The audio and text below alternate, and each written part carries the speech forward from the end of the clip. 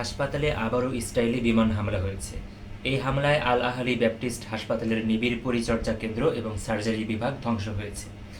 ফিলিস্তিনের মুক্তিকামী গোষ্ঠী হামাস জানিয়েছে, অনলাইনে পোস্ট হওয়া ভিডিওতে আল আহলি ব্যাপটিস্ট হাসপাতাল ভবনে ক্ষেপণাস্ত্রের আঘাতে আগুন এবং ধোঁয়ার কুণ্ডলী দেখা গিয়েছে।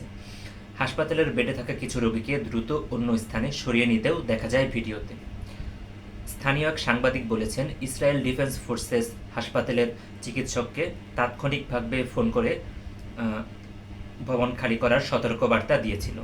চলে যাওয়ার জন্য মাত্র 20 মিনিট সময় দেওয়া হয়েছিল। হামাস ইসরায়েলের এই বিমান হামলাকে ভয়াবহ অপরাধ আখ্যা দিয়েছে। সিভিল ইমার্জেন্সি সার্ভিস জানিয়েছে, হতাহতের ঘটনার কোনো খবর পাওয়া যায়নি।